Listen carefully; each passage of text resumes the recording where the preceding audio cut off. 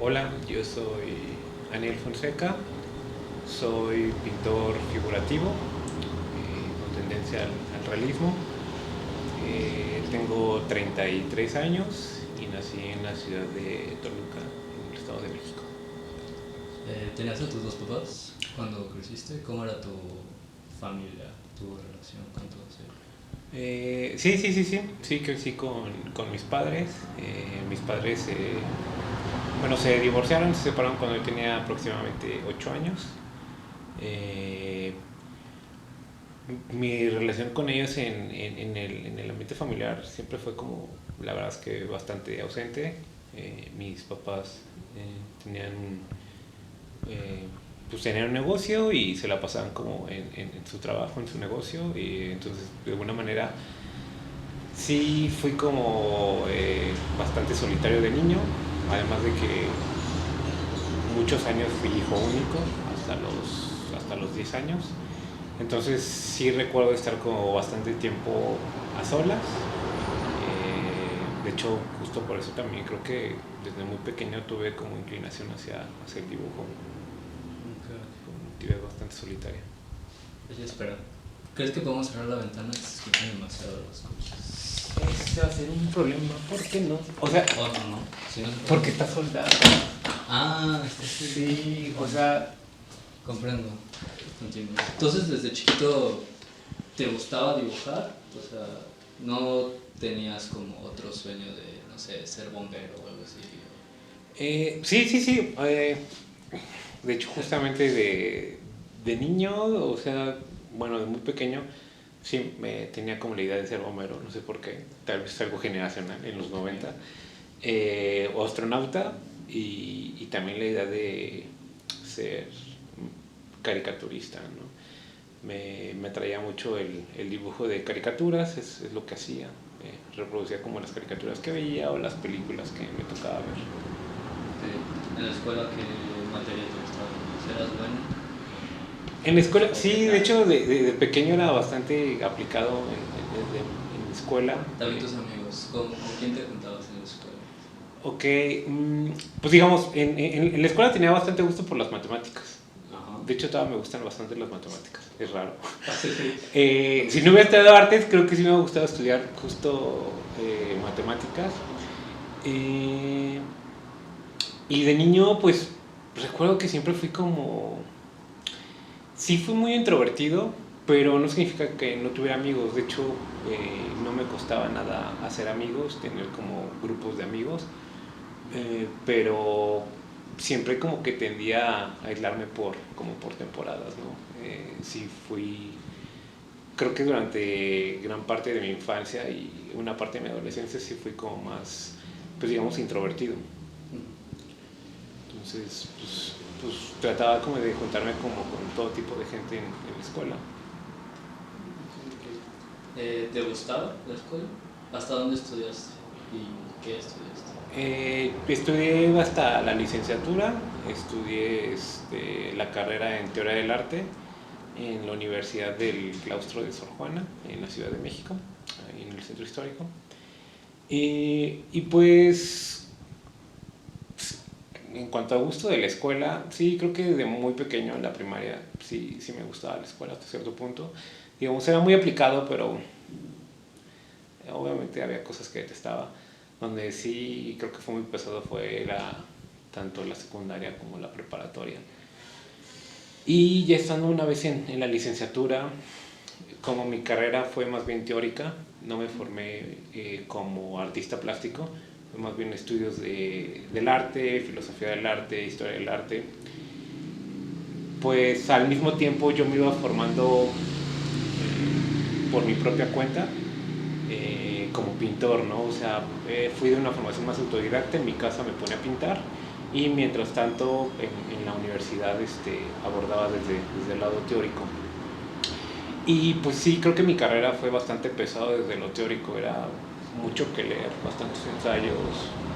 Digo, también lo positivo es que creo que genera ahí cierto pensamiento un poco crítico, también cierta facilidad como para la investigación, que son herramientas que utilizo para mi obra.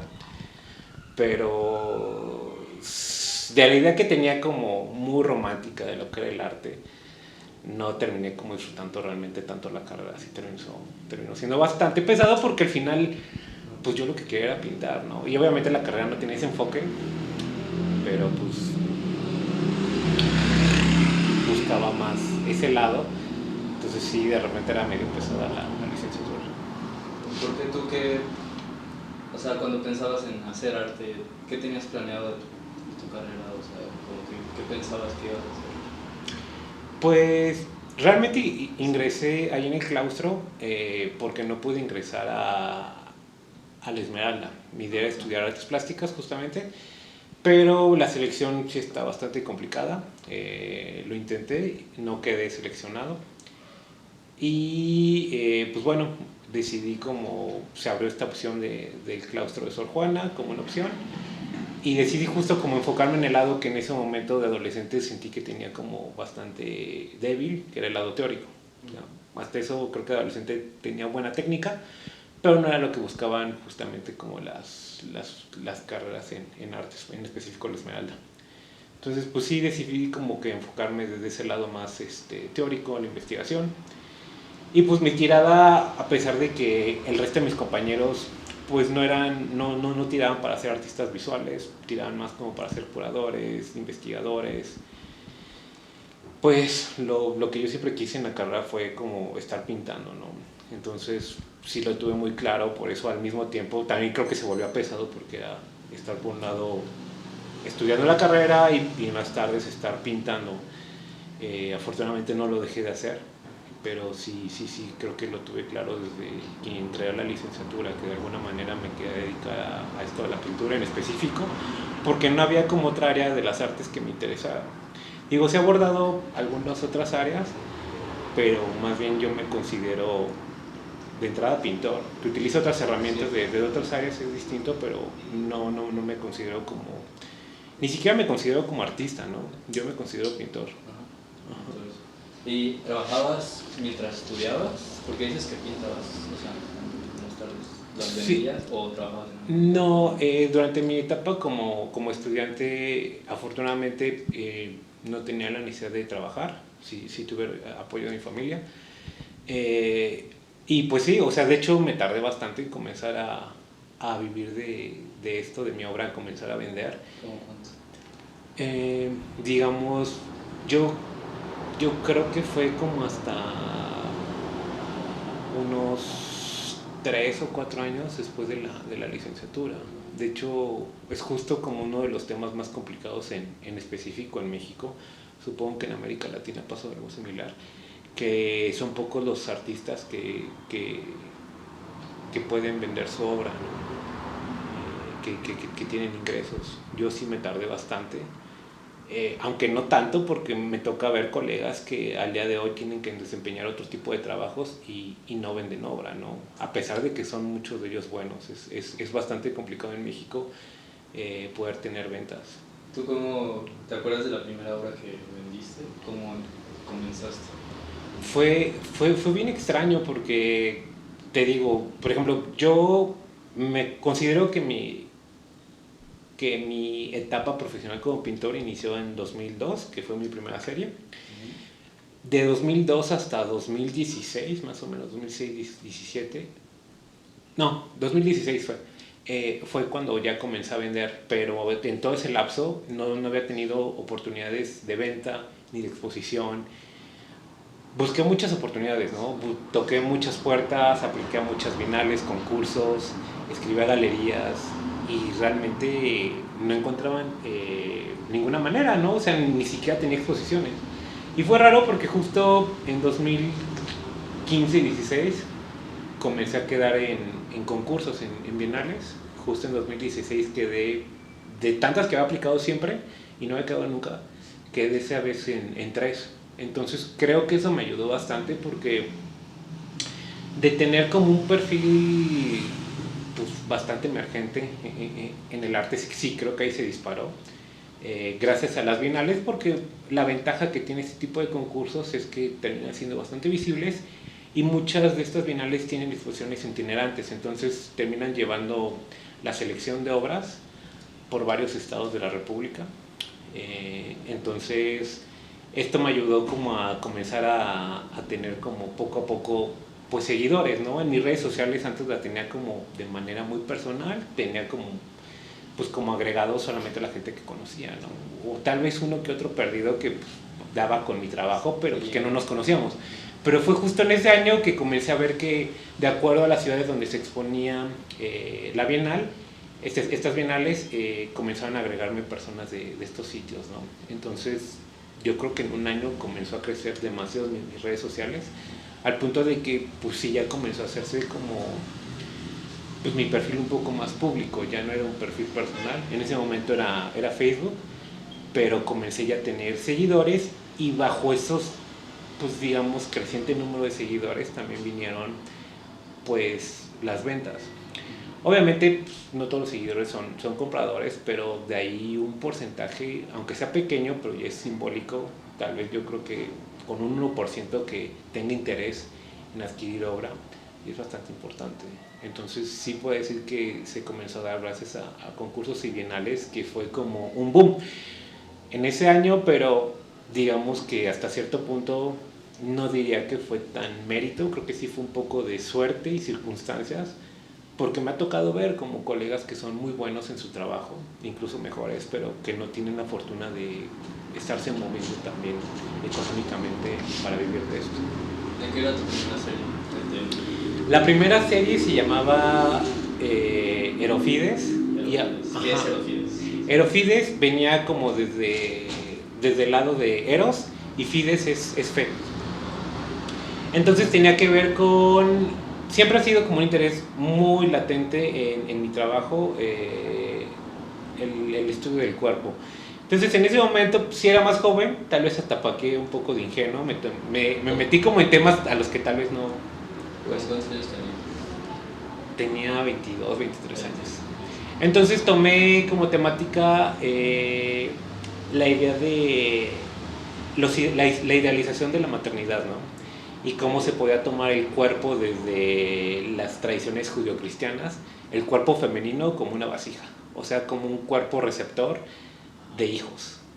Va, o sea, ilustra eso, o sea, ¿cómo era, por ejemplo, una pintura?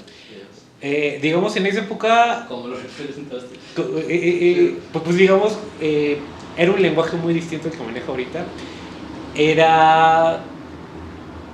Siempre se caracterizaba mi trabajo por tener interés también en torno a la violencia, pero era mucho más explícito, ¿no? Desde los colores eran mucho más intensos, había mucho rojo, pero rojo muy fuerte.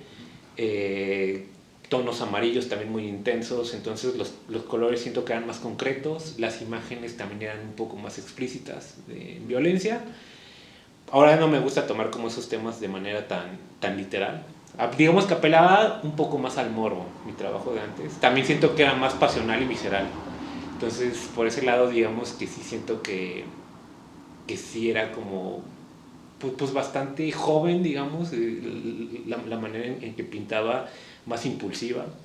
Entonces, por lo general eran como pinturas de cuerpos femeninos, digamos, como un poco en sufrimiento, ¿no?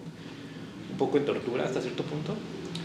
Y digamos, tampoco era como tan integrado todo, siempre eran como elementos aislados, pero parecía más un collage pintado que una ambientación, algo integrado.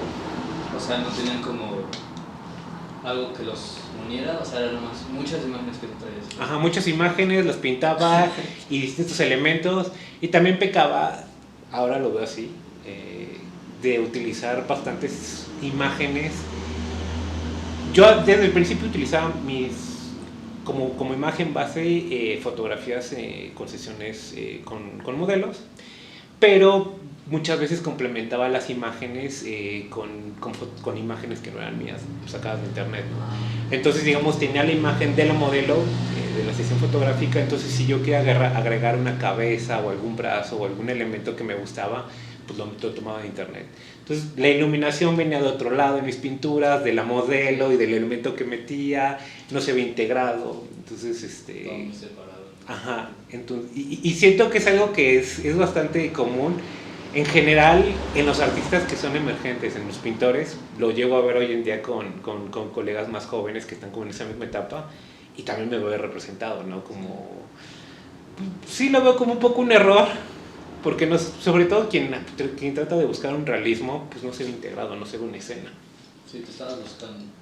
De alguna manera. ¿Tenías como un propósito en ese momento? Así de, bueno, yo voy a querer pintar esto, por esto y esto y esto. ¿O nada más querías pintar así? Creo que justo en esa etapa mi trabajo no era tan intelectual. No pesaba tanto la investigación como ahorita. Sí le doy mucho lugar a la investigación.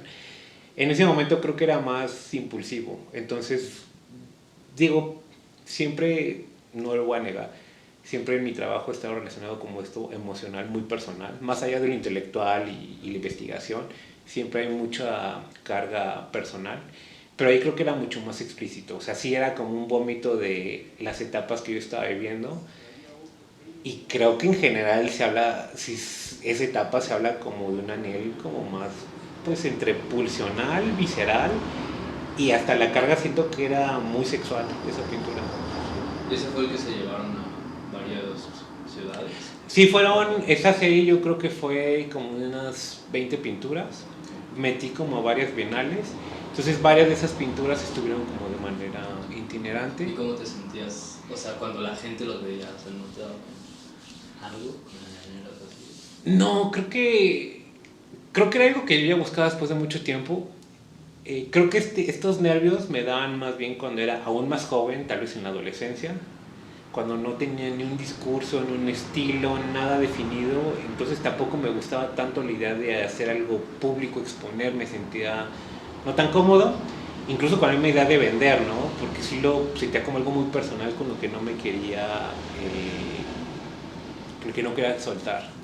Ya cuando llega esta etapa con esta primera serie, yo creo que era tanta la desesperación de no haber podido exponer durante tantos años, no haber podido vender y de tener tanta obra acumulada en mi casa, o sea, siempre tener mis imágenes y siempre para mí eran como muy pesadas, entonces tenerlas presentes todo el tiempo para mí era como una purga de, ok, que se vayan, que se expongan, que se vendan, que las tenga alguien más. Sí, cuando salí de la carrera tuve trabajos, sí relacionados con el arte, estuve trabajando en algunas galerías en Ciudad de México, no como artista, sino más bien como desde el lado de la gestión, como desde el lado de museografía, montaje, curaduría, incluso como llegué a trabajar también como asistente de artistas, que traían artistas del extranjero a hacer residencias. Entonces, digamos, eran proyectos expositivos del artista y tenía que desarrollar ahora, ¿no? Pinturas. Entonces, era raro porque yo recuerdo que me tocaba hacer muchas veces como el 70% de la obra de pintura como asistente, y pues obviamente al final ni se me pagaba bien y el crédito era del artista que estaba exponiendo y no sé, era muy raro porque aparte pues eran galerías de arte contemporáneo donde pues se vendía a precios pues, bastante altos. Y digo, muchos de estos artistas hoy en día son, bueno, desde ese momento fueron amigos míos, pero siempre era como, siempre estaba como, yo me estoy metiendo hasta cierto punto la chinga y el crédito va para acá. Pero bueno, desde el lado de la autoría lo entiendo hoy en día. De todas formas, creo que en ese momento era bastante mal pagado. Entonces estuve trabajando como en estos proyectos con galerías, también me ayudó a ver de manera como muy directa cómo se movía la escena del mercado del arte y del arte en general en Ciudad de México, porque pues sí estuve trabajando como en galerías hasta cierto punto bastante importantes, ver cómo cómo atienden los mismos galeristas a los artistas, cómo los tratan, cómo se acercan los artistas emergentes, como en ese momento yo era, a las galerías, y realmente había muy poco interés de los galeristas, ¿no? O sea, o nulo. O sea, de que dejaban su carpeta ahí y nadie revisaba sus carpetas. Se quedaban 2-3 meses y nadie las checaba. Pues yo se las checaba por curiosidad. No, sí, pero después llegaba el artista y era así como, porque en ese momento eran carpetas impresas y así súper chidas. Y entonces nada más le decían, no, pues nosotros te llamamos. Pero pues realmente era darle alas a algo que no te interesaba. ¿Crees que tenían como una preferencia hasta a cierto tipo de artistas, ya sea como un Sí, sí, sí, perfil, o sí, sea, sí, sí, cada una de esas galerías tiene un perfil muy definido. ¿y era diferente? O sea, no sé, ¿en cuántas galerías estuviste? En tres. En tres. ¿Y estaba muy diferente como el estilo de los Ujú, que digamos pintaban? sí, en una sí era como obra mucho más minimalista, mucho más teniendo al arte contemporáneo, incluso a la instalación. Entonces cualquier cosa figurativa o con técnica o algo tradicional, pues realmente nunca va a ser bienvenido. Eran como casos muy, muy aislados. Y otra cosa es que pues, la mayoría de los artistas terminan siendo pues, extranjeros. O sea, esa es la verdad. Sí, ¿cuál crees que sea el porcentaje de extranjeros y Yo creo que 70-30. en las tres que 70-30, estuviste? Nah. más o menos 70-30, si no es que más. E incluso los que eran mexicanos, Sí. pues eran como mexicanos a cierto punto acomodados, ¿no? Sí. Sí, sí eran mexicanos, Sí, pero sí, pues sí. no eran de apellido Pérez, eran de apellido como pues, anglosajones. Ajá. Entonces, pues era como gente blanca. Entonces, digo, eso no demeritaba su trabajo, mucho del trabajo estaba muy chido, pero creo que sí estaba como muy definido el perfil y un perfil muy blanco y en general de los espacios eran espacios blancos, hablando de blancura como desde el lado, pues digamos desde lucha de clases. Uh-huh. Y otra de las galerías, pues tenía como un perfil más, digamos, más como de street art, pero street art como caro, ¿no? También arte contemporáneo, pero traían como artistas que hacían como cosas vinculadas al street art, pero pues, de Nueva York. O sea, casi todos eran artistas de Nueva York. Okay. Como que influía más el arte de otros lados De y otro, nadie le pone mucha atención. ajá. Y trabajar mucho como con la idea, pues sí, muy pop, pero pop mexicana. Entonces era ver desde piezas que era una, no sé, una sopa maruchan, pero dorada, ¿no? Y es una escultura, Sí, pero sí. es una réplica de una sopa maruchan. Estaba chido, sí, la neta, pero de alguna manera, hoy en día con más experiencia, sí diría como, no sé, sí sería como muy crítico. Pero bueno, al final me dio, te digo, como mucha experiencia de ver también cómo se mueven las ferias de arte, cómo se mueve todo eso. Eso sí lo agradezco. Y en general, pues con quienes estuve trabajando también agradezco como el poder tener esa oportunidad de estar como en contacto directo. Dejar de romantizar cómo se mueven las galerías. E incluso creo que esa experiencia me quitó las ganas de trabajar tanto Sí, con eso te iba a galerías, preguntar, ¿no? o sea, ¿no te agüitaste, o sea, por lo que me acabas de decir? Pues de alguna manera ya lo vi de manera más realista. Ajá. Y, y hoy me doy cuenta de, digamos, teniendo esa experiencia trabajando yo desde el lado de las galerías, cómo se mueven estas grandes galerías en México. Y ahora como desde el otro lado como artista, pues no creo que sea algo que me convenga tanto, no me atrae tanto. Entonces sí he trabajado con galerías, pero pues me siento más cómodo trabajando de manera independiente hasta cierto punto, ¿no? Poco a poco me he ido cerrando un poco más a trabajar con galerías, a menos que sea como algo muy profesional, porque también me ha enseñado como a valorar mi propio trabajo. Lamentablemente he visto que muchos artistas tienen esta idea de solamente con llegar a una galería todo se va a solucionar y van a llegar al estrellato casi casi. Y pues no es cierto, o sea, creo que es más fácil de repente mover tu trabajo de manera independiente a través de redes sociales, de internet, que a través de una galería. Muchas veces, pues sí, te digo, estuve trabajando con galerías que sí estaban en zona Maco, pagaban mucho por un boot en zona Maco en ese entonces, ahorita debe ser mucho más. Pero yo me acuerdo que las ventas eran casi nulas.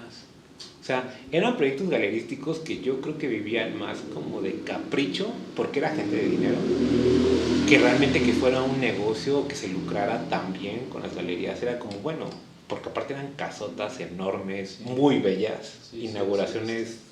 pues, bastante mamonas, la verdad.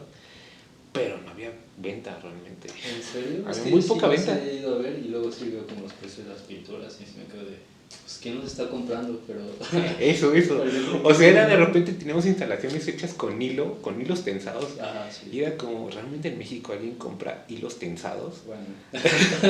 Y estaban a precios exorbitantes. Pues lo que yo veía es que más bien, entre sí que yo creo que era un capricho, y por otro lado, más bien en México tal vez no era tanto negocio, pero se tenía que estar presente. Más bien donde veía que vendían bastante bien en ferias en el extranjero, ¿no? En el Miami Art Basel, en el Arco de Madrid. Entonces yo creo que ahí se recuperaban y no tanto como en Zona Maco. Yo creo que en Zona Maco no era tanto negocio, pero si no estás presente, es más de estatus, de estar presente y estar pues, por estar, que más allá de que es un negocio. ¿Hubo una serie como que te interesó mucho de otro artista que como que se te quedó? Ya sea de esas experiencias o de alguna otras experiencias. Es raro, porque ahora que lo pienso, sí me tocó conocer como muchos artistas y muchos que hoy en día pues, considero como amigos, pero sí eran lenguajes muy distintos. O sea, ellos se tiraban más como o a cosas más minimalistas, a arte objeto. Realmente, sí, bueno, creo que fueron pocos los ejemplos. Sobre todo creo que me traía como el uso de materiales o de instalaciones. Me tocó trabajar con, no recuerdo el apellido, pero era Karim, era un artista de República Dominicana que hacía obra, instalación con cemento, ¿no? Entonces hacía como juegos infantiles, de estos que están, digamos, o resbaladillas, o estas pelotas que tienen un tubo y es como pegarle a la pelota y hay un hilo, Sí. pero la bola era de cemento, ¿no? Era de concreto. Okay. Entonces, visualmente se me hacía bastante estético, sobre todo por el uso de materiales, por eso se me hace interesante. Creo que también les aprendí ahí mucho a maneras alternativas y distintas de montaje, ¿no? O sea, desde usar, digo, más allá de que muchos lugares están muy bien cuidados, eran casonas del siglo XIX, muchas veces nos tocó montar digamos, en pequeños sótanos, ¿no? Que si estaban como en obra negra, eso les daba como otra hora, y poner desde piezas, proyecciones muy abajo, piezas en el piso, muy arriba. Entonces buscar como unas formas de montaje en los espacios o utilizar el mismo espacio de manera interesante, ¿no? Okay. Más allá de poner un cuadro en un muro blanco. Sí, hacer toda una atmósfera. Ajá. Si no estuvieras, o sea, si no fueras pintor, ¿has pensado de qué estarías haciendo? Híjole. ¿Tienes como una segunda carrera? No, realmente no tengo una segunda carrera. O sea, hoy en día es que una cosa es como la realidad y otra cosa es lo que me gustaría, pero... Porque dices que te gustaban las matemáticas. Me gustaban las matemáticas, pero ahorita como que ponerme a estudiar matemáticas, no. Y pues te estaba hablando de matemáticas nivel preparatoria o nivel secundaria. O sea, las disfrutaba. Pero, digamos, si hoy dejara esta carrera como pintor, veo muy difícil dedicarme a otra cosa. Es lo único que sé hacer realmente. Digo, bueno, tengo el desarrollo como teórico, podría dedicarme a la investigación, pero no sé qué tanto sería lucrativo en México, o iniciar desde ahorita, así desde cero. Pero no sé, de repente sí tengo como fantasías de dejar, obviamente en el terreno de la fantasía, ¿no? Solamente en un punto dejar la pintura y dedicarme como un trabajo mucho más manual. O sea, tengo fantasías como dedicarme tal vez a la carpintería, incluso hasta ciertos debrayes como hasta la minería, irme como a otro lugar donde nadie me conozca y no ser pintor y solamente dedicarme como un trabajo muy físico, ¿no? Muy manual. ¿Y a dónde te irías a vivir? Me gustaría irme a un lugar que se llama Rovereto. Está en el norte de Italia, en el Trentino Alto Adige. Estuve una temporada allá, en 2014, y fue un lugar que pues, me atrajo mucho. Fue creo que el único lugar donde me he sentido como al que pertenezco. Entonces siempre he tenido como ese sueño de volver ahí, incluso la idea de, por un lado sí, volver como pintor, estar como... Es una ciudad muy pequeña. ¿A qué fuiste? Fui porque en esa época mi exnovia era, pues, es de allá, es italiana, entonces me tocó ir a conocer a su familia. Estuvimos una temporada allá y pues es una ciudad muy pequeña de 20.000, 30.000 habitantes, donde es como una villita toda perfecta, donde la máxima en los autos es de 30, 40 kilómetros por hora. O sea, todo es muy calmado, entonces pues, está muy cerca de la frontera con Austria. Entonces creo que fue un lugar que me atrajo mucho y entonces no descarto en un punto volver a vivir allá. Incluso me gustaría pues terminar viviendo pues el resto de mi vida ahí, ¿no? no descarto. Por ser una ciudad tranquilita y solo dedicarme a la pintura. ¿Te gusta más una ciudad tranquila o a la comparación de la ciudad de Soy, México? No sé. soy como de pueblos opuestos. Digo, ya me tocó vivir en Ciudad de México 8 años, pero más bien lo veo como una forma de un retiro, así vivir en Rovereto, pero de manera previa sí me gustaría estar tomando esta idea como de pintor nómada, ¿no? Por ejemplo, aquí en la ciudad de Querétaro me acabo de mudar, llevo unos 8 meses aquí, pero me gustaría vivir acá a lo mucho unos 3 años. Tal vez de repente migrar a otra ciudad en México y en no muchos años ya migrar tal vez hacia Europa, pero igual estarme quedando por ciudad unos 2, 3 años y migrar. Entonces me atraen muchas ciudades que me tocó visitar en esa época, como Berlín. Creo que la escena artística de Berlín está muy pesada, está muy chida. Entonces sí me gustaría vivir como ese lado mucho más estridente de Berlín, de ciudades grandes, como, también como Roma, es muy caótica. Pues sí, estar moviendo por varias ciudades. ¿Dónde has ido? Estuve en, ahí en Rovereto, en Italia, después me moví a Viena, en Austria. También Viena me gusta mucho. En esa época también me interesó Viena porque estaba haciendo mi tesis sobre el accionismo vienés, que fue un movimiento artístico de los 60, justo de Viena. Entonces también me fui como a documentar. Luego a República Checa estuve, Praga, Berlín,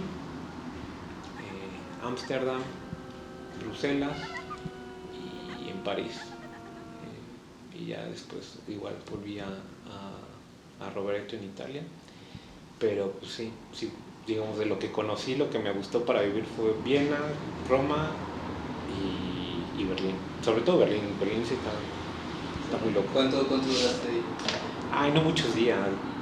Días. Sí, fue días. O sea, en Italia sí estuve con una temporada más grande, pero el resto de las ciudades fue como más, pues sí, fue un rollo más turístico. Digamos, donde duré más fue más allá de Italia, en Austria. Yo creo que fue como 5 días más o menos. Ok. ¿Y qué te gustó de Berlín? ¿Por qué? ¿Por qué lo tienes así tan en el corazón? De entrada porque, bueno, supongo que en la zona en que me tocó hospedarme sí era como muy underground. O sea, había muchas galerías y muchas tiendas, muy con este espíritu de los 70, de los 80, muy punk también. Como toda esa estética me atraía. Sí se vea como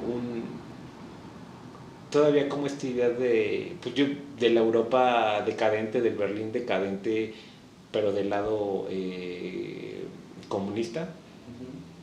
Entonces, creo que me sentía bastante atraído por eso, también por su vida cultural. O sea, su vida artística y cultural se ve que es muy activa y muy activa desde el lado como alternativo, ¿no? Desde el lado underground.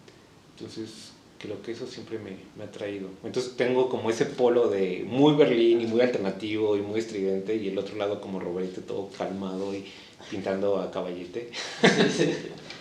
¿Fuiste a estos lados por trabajo, no es por turismo? Pues no, sí, fue más bien como por turismo, por conocer. Digo, aprovechando que estuve esta temporada en Italia, solamente fue a eso y ya, realmente. Okay. ¿Tienes como un propósito en la vida o una filosofía de estoy trabajando y haciendo mis cosas por esto? ¿O eres como más nihilista tal vez? Pues sí, hasta cierto punto sí soy nihilista, pero soy como... Antes sí tendía mucho como el nihilismo negativo, ¿no? Como de, ay, no hay nada más allá, no hay sentido, entonces me tiraba la verdad. Pero no, ahora creo que trato de darle este enfoque nihilista desde el lado positivo, de bueno, nada tiene sentido y por lo mismo tengo que dárselo yo mismo. Pues creo que ahora, creo que lo que busco tiene que ver más con la pintura, ¿no? Sí, es una actividad a la que le he agarrado mucho amor, pero es una relación como amor odio. Entonces de repente me fastidia, pero también entiendo que no hay algo que no pueda hacer más allá de la pintura, ¿no? Es lo único que sé hacer, incluso si tiendo como a tener como momentos tristes, no diría que depresión, ya viví también mis depresiones en otras etapas, pero digamos a ponerme tristes y tener bajones emocionales si es que paso mucho tiempo sin pintar. Entonces si hay cierta dependencia emocional hacia la pintura. Y pues también me sirve como para sublimar ciertas emociones, ciertas cosas.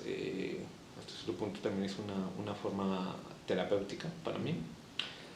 Pero pues sí, no sé, es raro porque sí quiero como seguir como creciendo en esto de la pintura, ¿no? O sea, sí quiero ir escalando como perfeccionándome técnicamente desde las temáticas que me interesan, incluso también pues ir creciendo en el mercado, ¿no? O sea, no me quejo de cómo me va, pero pues me gustaría comenzar a tener menos preocupaciones, digamos, mundanas, que tienen que ver como con lo económico, incluso con la autogestión, ¿no? Porque eso sí lo aprendí a hacer como a la mala, pero es muy desgastante. O sea, sí me gustaría en un punto solamente dedicarme a pintar y hasta cierto punto sí tener un equipo de trabajo quien se dedique como a lo demás, a gestionar como todo lo demás que sí me da mucha pereza, entonces solamente estar en esto de la pintura. Pues sí, creo que ese es mi fin último, como crecer más como pintor, mejorar, hacerlo más personal, también mis temas, sí llegar en un punto de quiebre conmigo mismo emocionalmente, creo que no ha llegado ese quiebre y yo creo que es básico para todo gran pintor, que si lleguen a un punto a romperse, ¿no?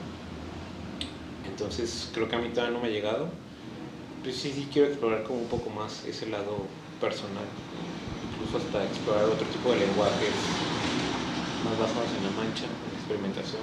Sí, tiendo a ser muy rígido con mi trabajo. Ok, hablemos sobre arte. Ok. ¿Tienes alguna... Bueno, primero, ¿has pensado cómo te gustaría morir? Así, Ok. así. O Uh, pues he tenido como varias fantasías, ¿no? En torno a la muerte durante muchas etapas, ¿no? sí, Pero una como de las que se me viene a la mente y más rara, digo, ya no es como ahorita mi fantasía, pero era como, sí hace algunos años como, sí terminar muriendo por ejemplo, en Rovereto, está entre montañas, entonces es un lugar boscoso, entonces, en uno de los, en Bosque de Rovereto, sí, como tener esta fantasía de morir, sí, como entre árboles, y digamos, antes sí tenía como bastantes pensamientos, no voy a negar, suicidas, entonces era como morir. Aparte era muy dramática esa muerte, como junto a un árbol, pero con un escopetazo en el corazón. Incluso hasta perdiendo como un brazo, ¿no? Pero así como de manera totalmente... O sea, que al final mi cuerpo nadie lo encontrara y que nadie supiera lo que pasó. O sea, sí, como casi fundirme con la naturaleza. O sea, de algún punto, en un punto de repente desaparecer. Ok. ¿Y has pensado como a qué edad, más o menos? ¿Cuánto te gustaría vivir también? Ay, no sé, antes cuando era mucho más joven tenía cierta idea de la edad, pero creo que ya me pasé de esa edad. Pero hoy en día, ya estando con mis 30, no lo siento tan mal. Y no sé, creo que no he pensado mucho en eso, ¿no? No sé si me gusta la idea como de vivir tan viejo, pero tampoco lo descarto, ¿no? Es como, creo que dice en un punto en el que, hasta cierto, no sé, reflexionando, creo que ya aceptar como la cantidad de años que me toque vivir, ¿no?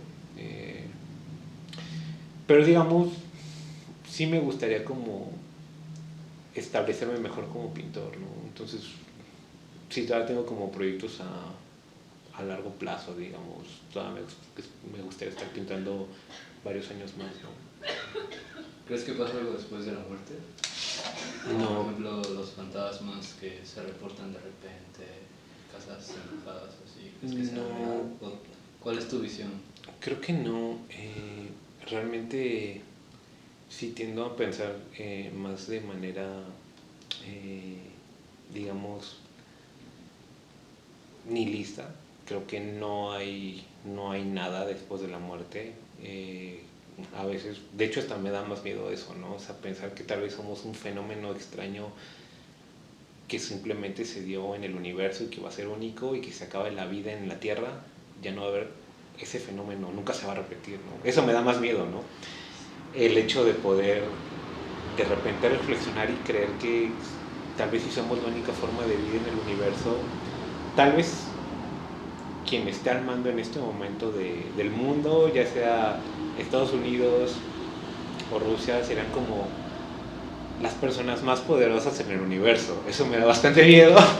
O incluso creer que si hay vida en otros planetas, que tal vez sea formas de vida muy simple, ¿no? Bacteriana, y que tal vez no va a pasar de ahí.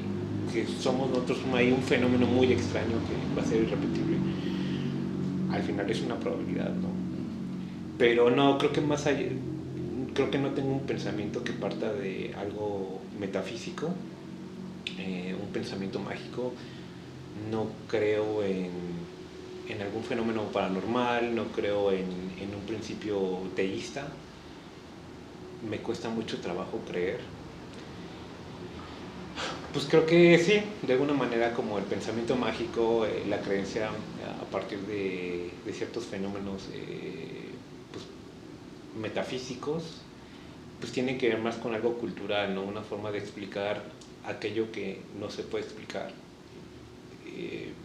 Al día de hoy creo que hay muchos fenómenos que ocurren que no se pueden explicar y creo que hay muchos a los que jamás le daremos una explicación desde la razón, pero creo que el hecho de no poder tener un entendimiento de por qué pasan ciertas cosas, creo que siempre es una salida muy fácil, un deus ex machina, como la cuestión metafísica de ok, no sé cómo pasó esto, entonces si no lo puedo entender, fue esto, ¿no? O sea, pues eso es una puerta, de incluso el creer que viste algo, ¿no?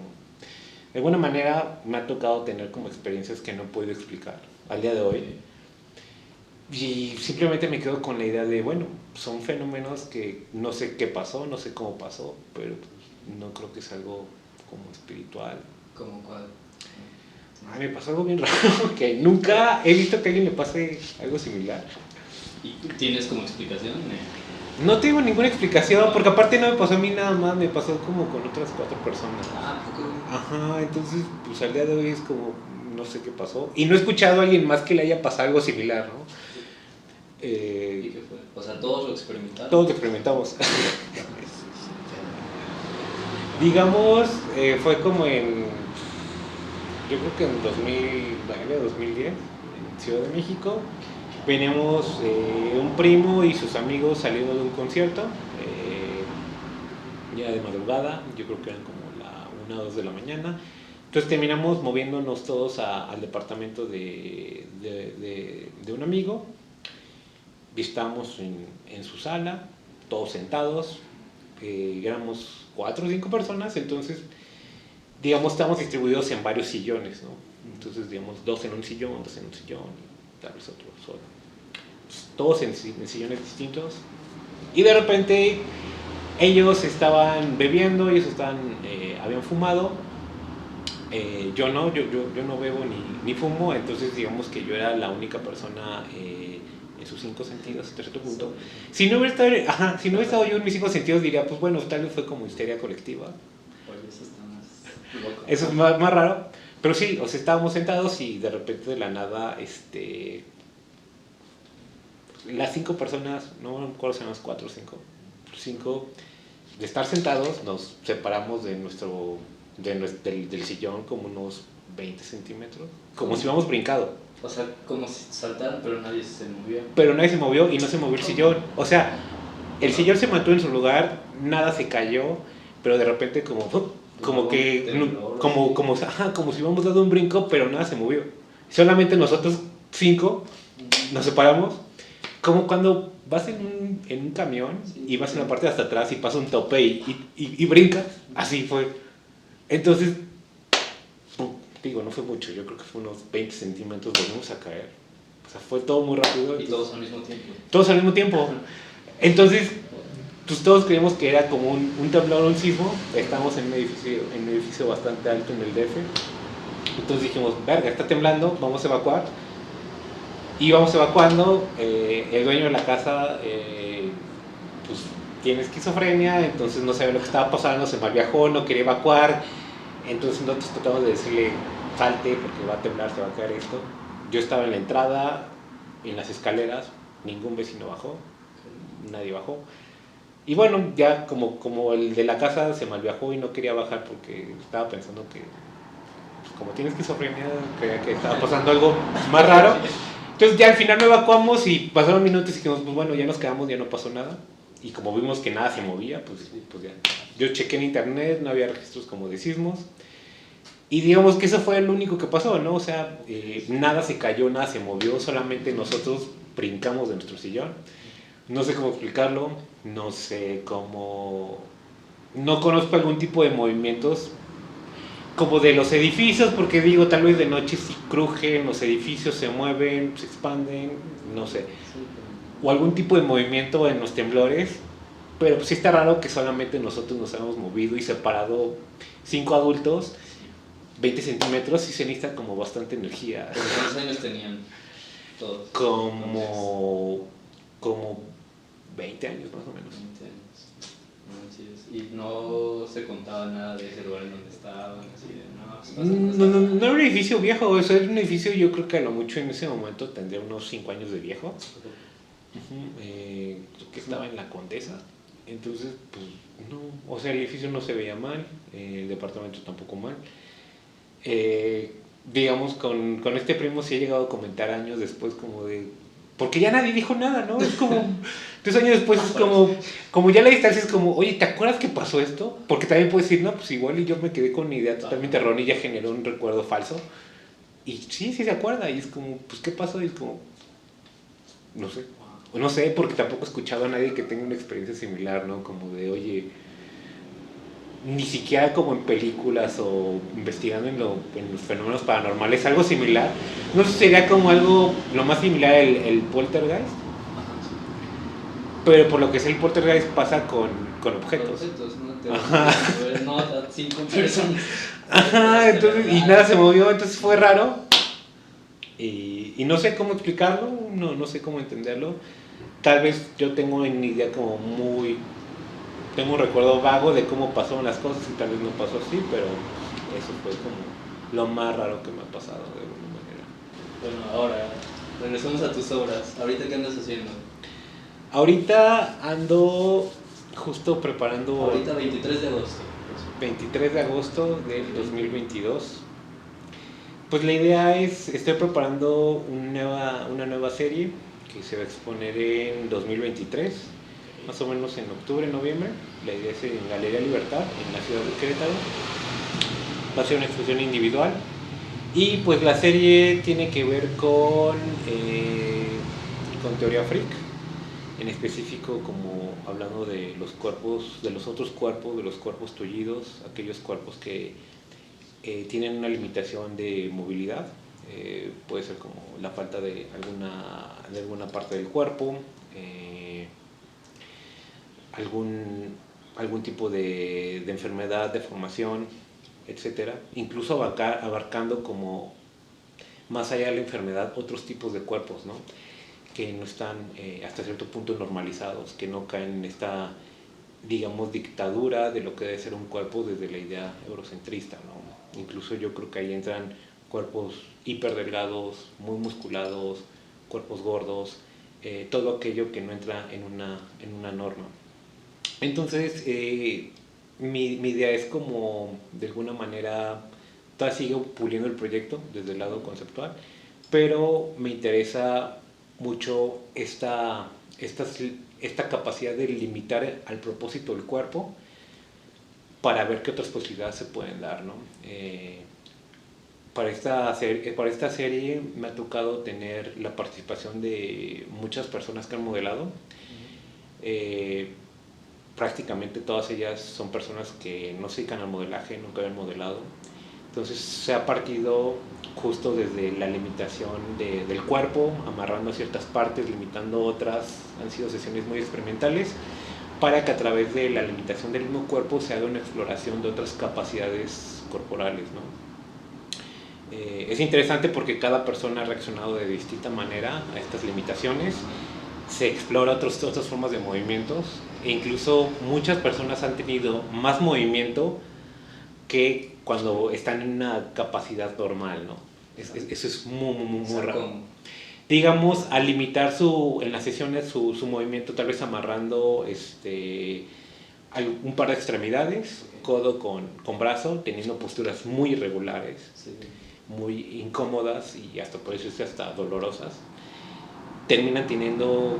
Hay personas que han tenido movimientos muy hieráticos, muy lentos, y hay otras que han tenido como un excedente de movimiento, que se han movido demasiado, que obviamente no se mueven tanto como en la calle, pero justo al sentir como las limitaciones de un movimiento, digamos que exaltan los otros movimientos. También he visto que son formas como en que el cuerpo se acopla a las limitaciones de movimiento, es como se adapta, soluciona problemas, ¿no? Entonces me ha tocado, pues en el proyecto se va a trabajar con más de 50 personas que van a modelar. También me encuentro como en la sesión de las sesiones fotográficas. ¿Cómo cuántas llevas? Yo creo que de las 50 ya debo de estar ya es la etapa final, yo creo que en las últimas 7, más o menos. En total, no sé exactamente cuántas son, pero debe ser como unas 55, 56 más o menos. Tal vez ya unas 50. Y pues la idea es también trabajar desde la idea de, a partir de estas limitaciones, utilizando bastantes prostéticos, ¿no? Contemporáneos como sillas de ruedas, collarines, muletas, utilizarlas como de manera extraña, saturar como los cuerpos, generar incluso la idea de las prótesis inútiles, ¿no? O sea, más allá de que busque una prótesis corregir el movimiento, que es una prótesis que lo arruine, algo muy similar a lo que son los gemelos parasitarios. Estas personas que nacen como con más extremidades, pero son extremidades que no son útiles, porque son gemelos que no se terminaron de desarrollar. Entonces sí puedes tener, no sé, 4 brazos, pero solo tienes 2 bien desarrollados y los otros 2 no tienen movilidad. Entonces generé ciertos prostéticos similares a esta idea de estas extremidades. Entonces para darle como cierta exploración corporal a esto.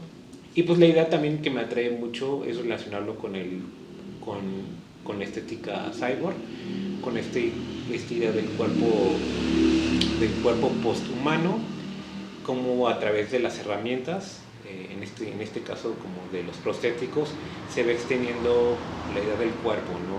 La fusión entre el cuerpo y la máquina para la generación del cyborg, como la tecnología es una extensión del cuerpo, del ser, y pues sí, como jugando con tu estética cyberpunk, de alguna manera futurista, y que otras posibilidades hay y que críticas también se puede hacer a este mismo cuerpo cyborg, ¿no? ¿Qué posibilidades pueden dar?